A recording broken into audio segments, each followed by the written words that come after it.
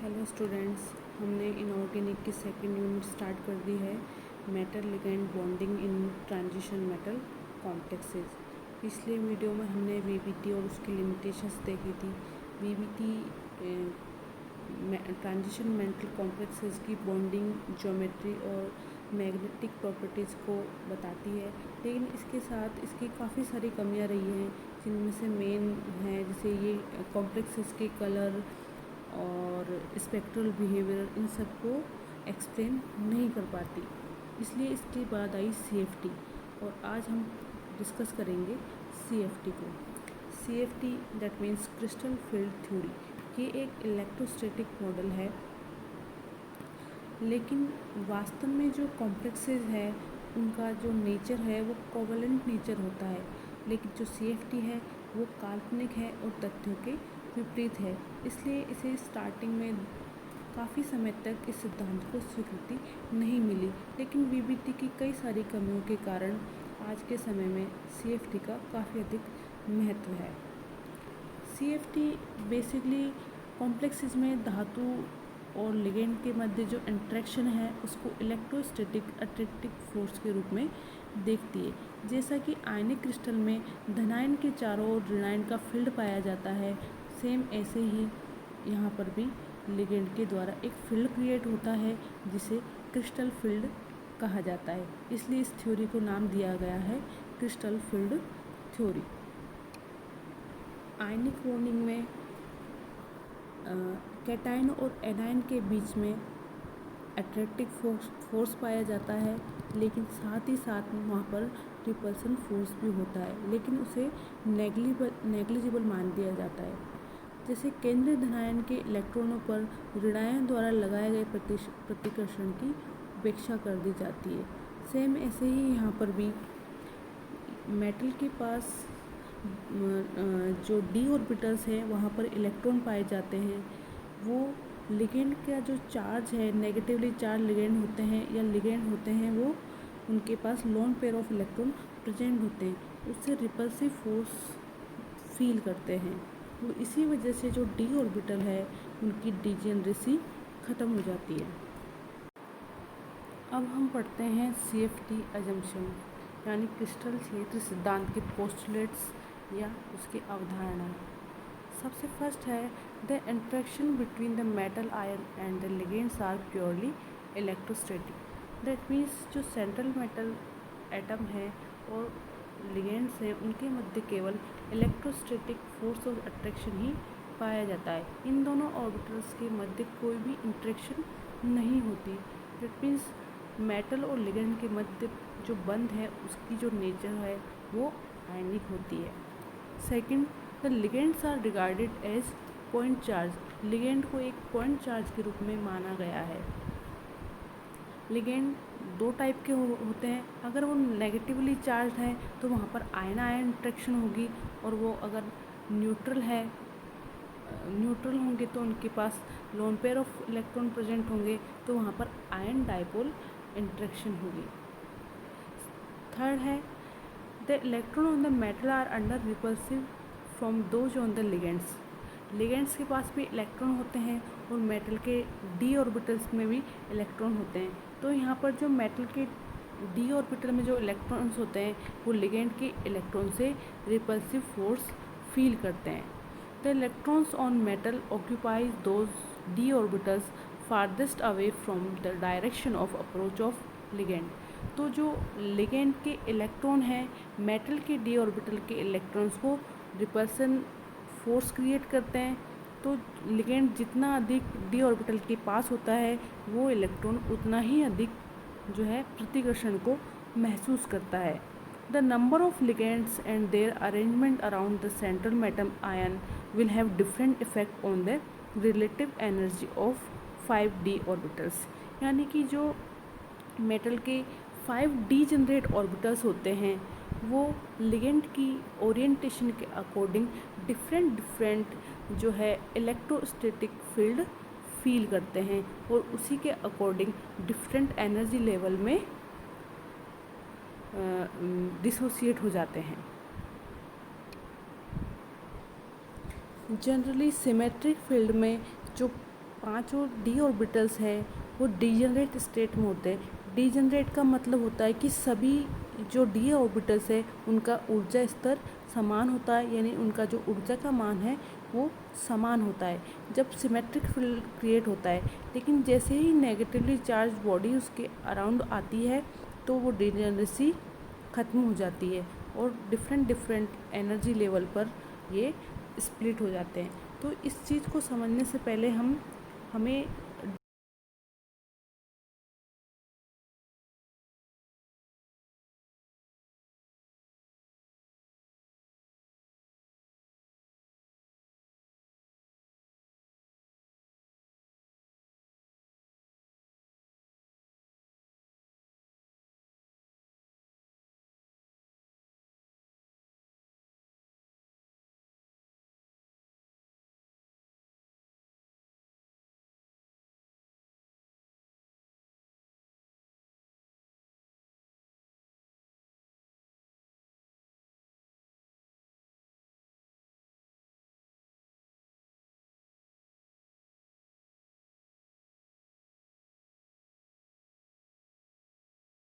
D orbitals की symmetry के बारे में पता होना ज़रूरी है। डी ऑर्बिटल में दो सेट्स होते हैं, एक होता है T2G सेट्स और एक होता है EG सेट।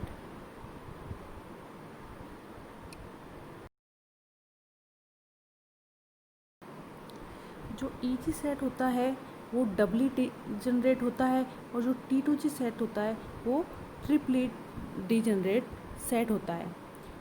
EG ऑर्बिटल्स होते हैं वो होते हैं dz² और dx²y², और जो T2G ऑर्बिटल है उसमें आते हैं dxy, dxz और dzy। तो जो एक्सिस के बीच में जो ऑर्बिटल्स होते हैं वो तो होते हैं xy, xz और zy वाले। लेकिन जब एक्सिस के ऊपर जो आते हैं, अगर जेड अक्ष के ऊपर लॉब्स आ रही है डी ऑर्बिटल की तो उसको बोलते हैं dz², और जब एक्स अक्ष के ऊपर और वाई अक्ष के ऊपर जब लॉब आती है तो उसको बोलते हैं हम dx², y²।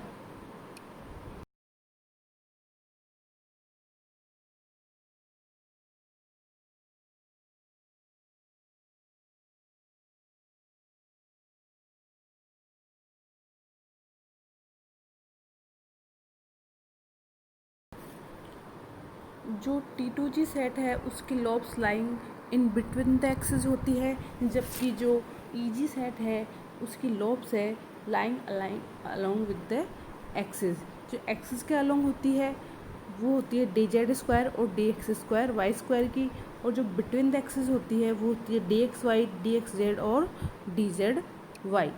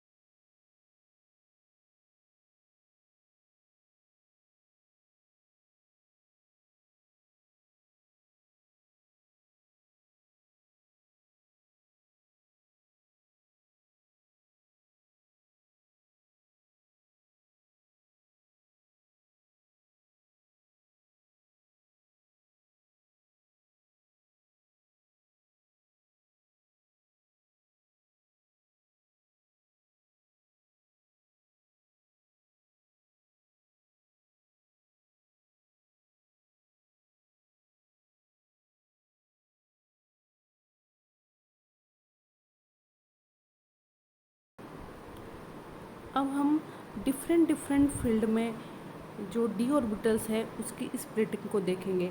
ऑक्टाहेड्रल फील्ड में, टेट्राहेड्रल फील्ड में और स्क्वायर प्लेनर कॉम्प्लेक्सेस में क्रिस्टल फील्ड स्प्लिटिंग किस प्रकार से होती है। तो सबसे पहले हम देखेंगे crystal field splitting in octahedral complexes में। Ligand viewed as point charges at the corner of an octahedron affect the various d orbitals differently। यानी कि जो ऑक्टाहेड्रल फील्ड है उसमें जो लिगेंड्स होते हैं वो किसी क्यूब के कोनों में उपस्थित होते हैं, यानी कि वो एक्सिस के अलोंग होते हैं। तो एक्सिस के अलोंग जो डी ऑर्बिटल्स होते हैं, यानी कि जो T2G सेट वाले ऑर्बिटल है dz², dx², y², वो ज़्यादा रिपल्सन फोर्स फील करते हैं कंपेयर टू T2G सेट के। तो जो ज़्यादा रिपल्सन फोर्स फील करेगा वो हायर एनर्जी की ओर चला जाएगा, और जो कम रिपल्सन फील करेगा वो लोअर एनर्जी की ओर चला जाएगा। तो जो dxy, dyz, dxz यानी कि जो T2G सेट वाली जो d ऑर्बिटल्स है वो ligands come in between orbital lobes, यानी कि जो क्योंकि ये एक्सिस के अलोंग लिगेंड आ रहे हैं, लेकिन जो T2G सेट वाले जो d ऑर्बिटल्स है उनकी लोब्स क्या होती है, बिटवीन द एक्सिस होती है। तो यहाँ पर जो रिपल्सन है वो कंपेरेटिवली वीक होता है।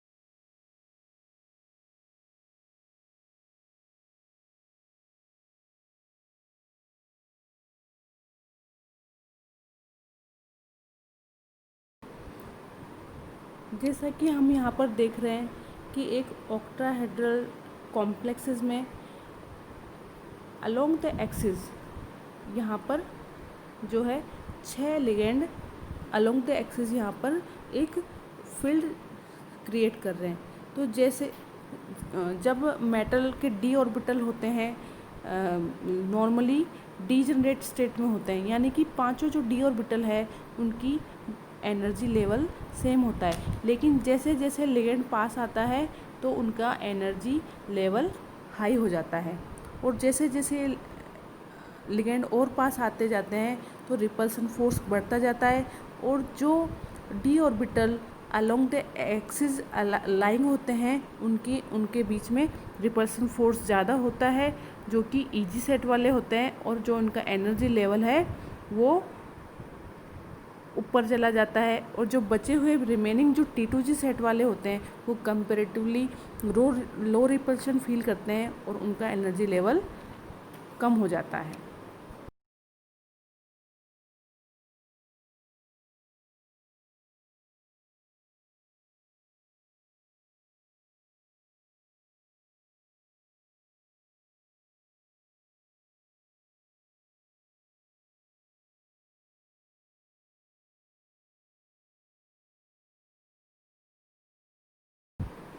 देखिए, जब फ्री मेटल आयन होता है तो उसका एनर्जी लेवल ये होता है, और जैसे जैसे लिगेंड डी इलेक्ट्रॉन्स के पास आते जाते हैं तो एनर्जी लेवल हो जाता है ज़्यादा, और जैसे जैसे और लिगेंड पास में आते हैं तो ईजी सेट वाले जो ऑर्बिटल्स हैं, जो इलेक्ट्रॉन्स हैं, उनका एनर्जी लेवल ज़्यादा हो जाता है और T2G सेट वालों का कम हो जाता है।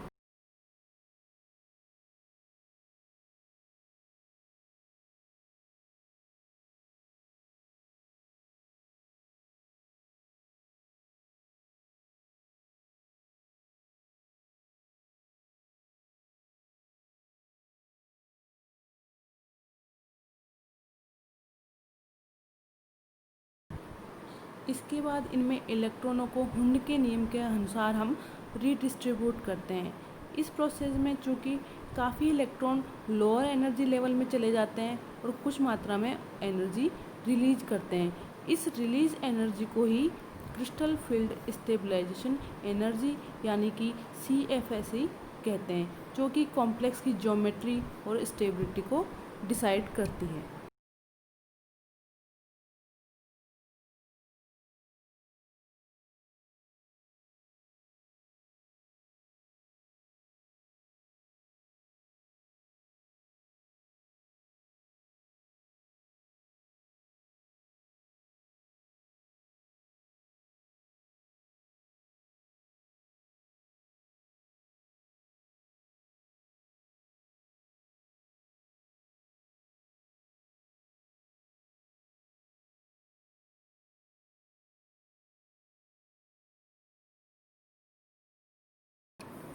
d ऑर्बिटल्स का जो एनर्जी गैप है उसे डेल नॉट या 10 dq के रूप में हम रिप्रेजेंट करते हैं।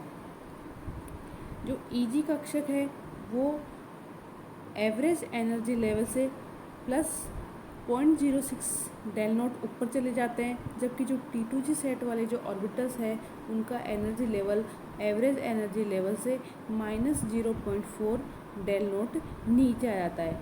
अतः जो ऑक्टाहेड्रल कॉम्प्लेक्स है उनका जो CFAC है उसको कैलकुलेट करने के लिए एक फॉर्मूला दिया गया है, वो है -0.4 del naught n T2g plus 0.6 into n Eg। यहाँ पर जो एन T2g और एन Eg है वो नंबर ऑफ इलेक्ट्रॉन्स है ऑक्यूपाइंग द रेस्पेक्टिव लेवल्स।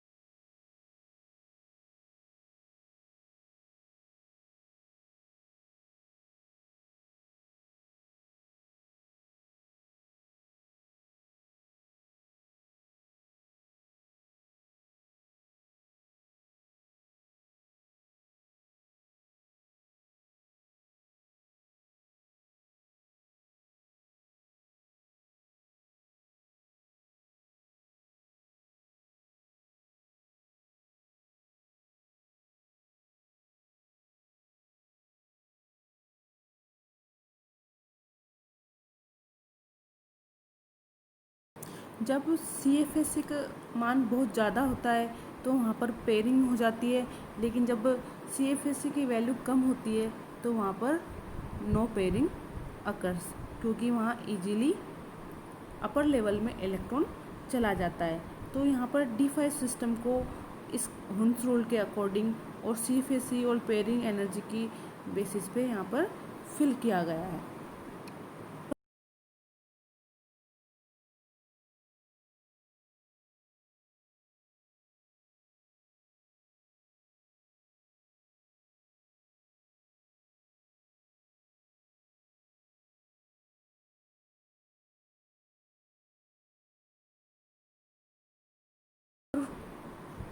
तो यहाँ पर फर्स्ट केस में देखा गया है कि जब CFAC की वैल्यू ज़्यादा है तो इलेक्ट्रॉन्स की पेयरिंग हो जाती है और यहाँ पर लो स्पिन कॉम्प्लेक्स बनता है। लेकिन जब CFAC की वैल्यू पेयरिंग एनर्जी से कम होती है तो यहाँ पर क्या बनता है, हाई स्पिन कॉम्प्लेक्स।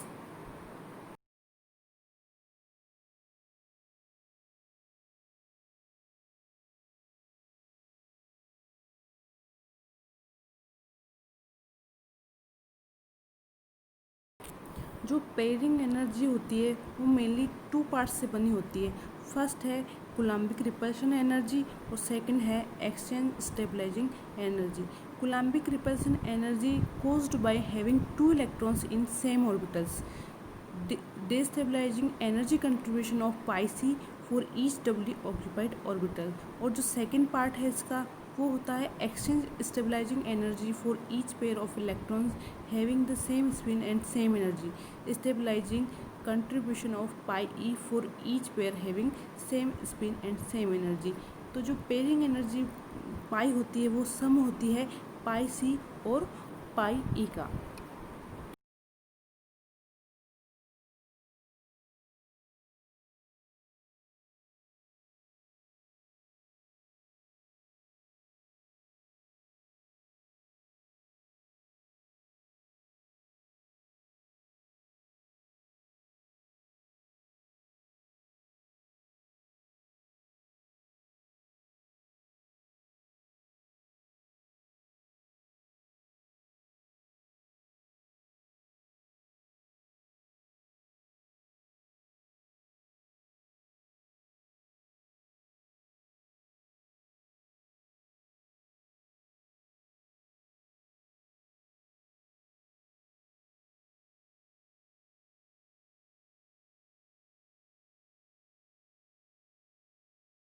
इसी CFAC और पाई जो कि पेयरिंग एनर्जी है उसके अकॉर्डिंग स्ट्रॉन्ग फील्ड और वीक फील्ड के बेसिस पे और हुन्स रूल को ध्यान रखते हुए यहाँ पर हमने इलेक्ट्रॉन फीलिंग को शो किया गया है।